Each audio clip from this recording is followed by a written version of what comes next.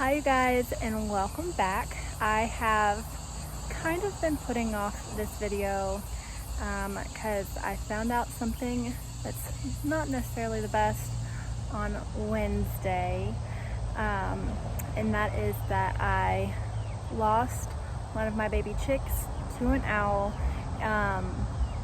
It was pretty unavoidable. Well, could have been avoided, but you know, you live and you learn. So I am down to one chick, but I wanted to update you on how she's doing, and what's been going on with that, and just some other things, and just give you guys a little bit of an update. So just recently, my boyfriend informed me that he saw a huge owl up in the trees lurking over my chickens. This was about a few weeks ago, maybe 2. And so I decided we added this net on top of the run so that nothing could fly in and get the chickens. It's not, you know, super sturdy, but it was just like a simple, quick solution so that nothing could come in and get the chicks. The thing is though, the little baby chicks could fit through. This wasn't the best thing. I mean, I wasn't ever planning to have baby chicks again out here, so my plans, you know, just changed. But so they would be able to come out and would sometimes come out of the fence, and they would never go far because they never really liked leaving the moms for very long, but they would come out and just kind of nibble on stuff along the fence line and then run back in. But they've just been lately getting where it's a little bit of a struggle for them to come in and out of the fence. So I think they had come out and something came. It must have been the owl is what I'm assuming, because I know that one has been lurking over them, scooped it up before it could easily get back in the fence. There were a few feathers down here, but nothing much other than that to show me anything. I just came out one day and it was gone, and I was down to one. So I took more of this netting temporarily to just tie around the edge so that the other baby chick couldn't come out at all. And once she gets bigger, I'll probably remove it, but for now, I'm trying to keep it where she can't come out and nothing can come in. So I feel pretty closed off from the girls. This, you know, is not, I have to crawl when I come in here. So I haven't been able to get to know the chick very well, even though I raised all the moms too, so they are all fine with me. So the chick is still a little bit scared of me. Hi, Cinnamon. And you see the chick. Oh no, I came in here with sandals. That was a bad idea, huh? I came in here with sandals and no treats. See, the baby chick is like, no, I'm not coming anywhere near you. So let me see if I can get, this is definitely why it's been difficult to get to know the chick, because you can see I'm having to squat and crawl under this net now, which is not my favorite thing. I really hate it being here. I think I need to rebuild this whole run with something that I can walk in now. Stuff keeps falling on it and weighting the net down. Really not ideal. It was just a temporary, quick and easy solution to make sure that the chickens stayed safe. So anyway, try not to flash anybody while I crawl. Let's see if I can. Oh, there's spiders. Oh, this is joyous. I don't do well with spiders.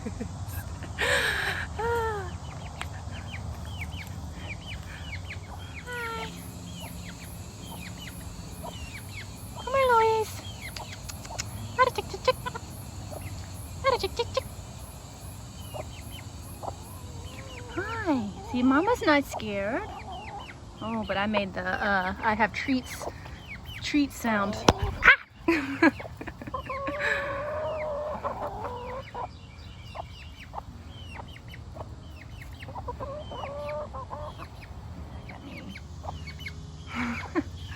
She's freaking out. I need to do this more often. Anyways, her tail feathers so far look very much like a hen and not like a rooster. They're sticking up. Roosters kind of, her tail feathers slant a little bit. So I think I've named her Violet. She's cute. I like her. She's wanting to run out of the fence because that's what she's used to doing, but can't just flee through the fence as is her usual custom at the moment, so she's not loving that. Hi you guys, so it's a couple days later and I am working on cleaning up my garden to get ready for a late summer crop and fall. So I wanted to show you guys around and show you what I'm planning to do for my fall season and what I think I am gonna start clearing out and moving in the garden since it's getting too hot for anything to really grow at the moment. And I think I'm kind of gonna mostly let some stuff rest until fall. It kind of blows my mind that we're already having to think about fall, especially since it's like so hot right now and in the middle of summer, but it is time to start thinking about your fall season, especially if you're a more northern gardener from here than I am in Florida. So let me show you around. So I've got some flowers and herb kind of hanging along on here, but not very many.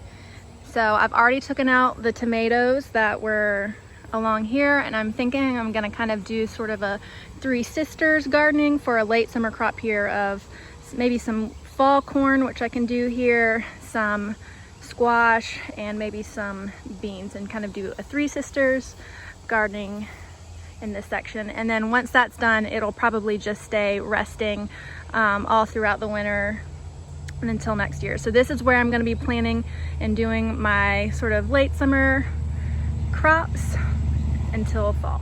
So I've already got my okra still doing good, and I need to come by and get some of these. This is the Jing orange.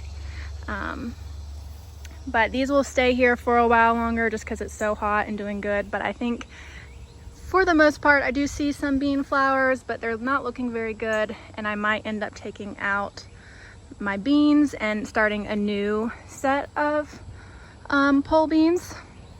And then I'm also going to be taking out all of these tomatoes before they get really diseased.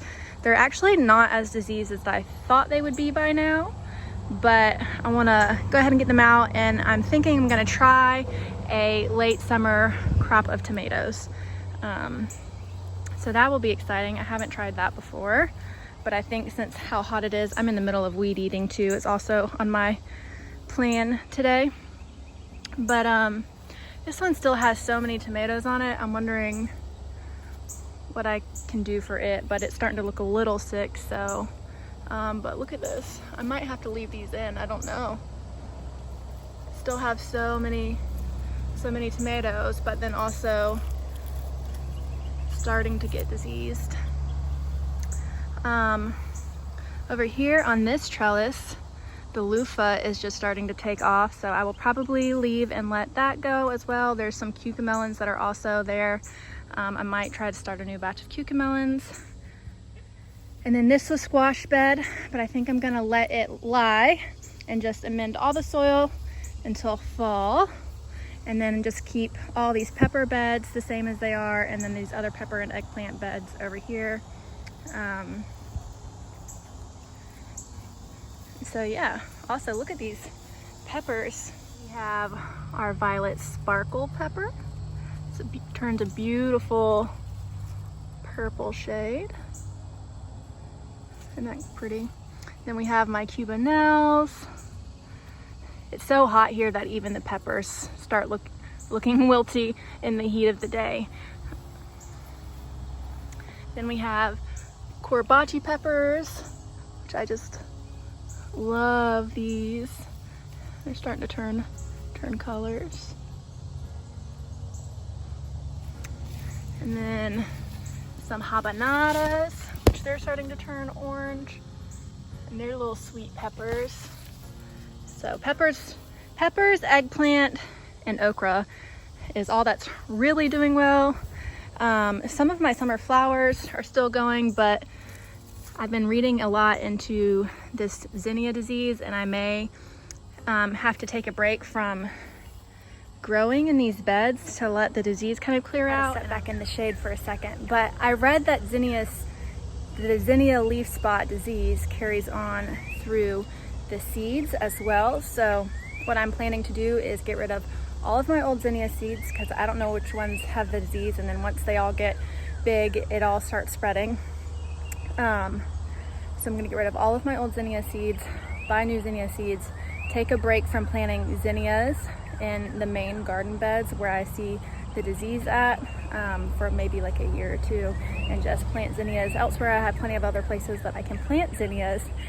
And I'm starting a new pollinator and herb bed, and I'm gonna do a whole separate video on that, but I'll just take a quick peek to show you before I finish up showing you guys what the garden's doing. So I've been simultaneously recording a video on this, but we are re-landscaping the front of our house, and it's going to be some big pollinator perennials and herbs, and I'm very excited. So I'll have plenty of space to plant new zinnias, and you'll see a video of this down the line. But yeah, so our house was built in the 1960s, so it's super flat and just needs some dimension, I think. And even though it's super flat, it's actually very, very tall. So we wanted to build sort of this retaining wall to get the flowers higher and let it look like it actually, I don't know, has some length. So anyways, this is a big undertaking, and is what I've been working on, which is why you may not have seen as much of me lately. So the herb beds will mostly stay the same because those are kind of my perennial beds of flowers that come back or self-seed for next year. So for the most part, the herb beds are going to stay the same. The beans are all going to come down, and yeah, so I will show you guys when I'm done. So anyways, here's one last look at full trellises until they become full again.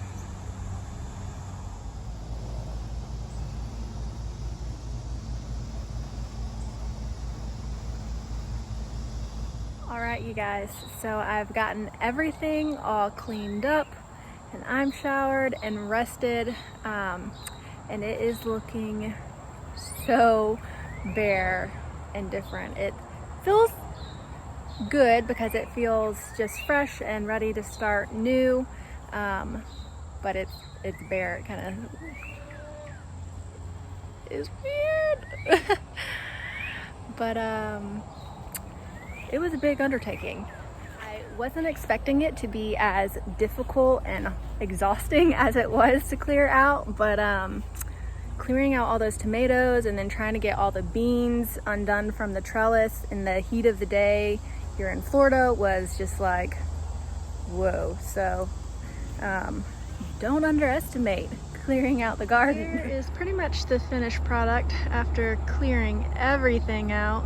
I still have a little bit more beans to get off right here, but the beans took forever. They're very difficult to get off, so I'm hoping once they dry a little bit, it'll be a little bit easier. But everything is really struggling in this heat, and I'm just gonna let everything rest. But I did want to look at this. These are swallowtail caterpillars, and they are everywhere. Look at that.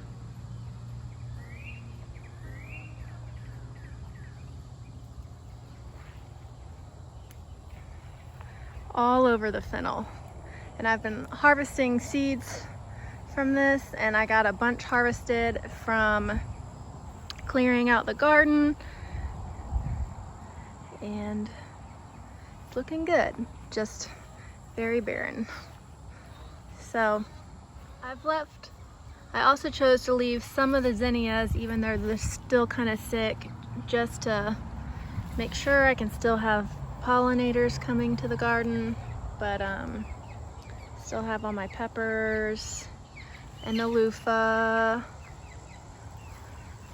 couple zinnias and marigolds, some peppers. See, look, even the peppers are struggling. It's so hot,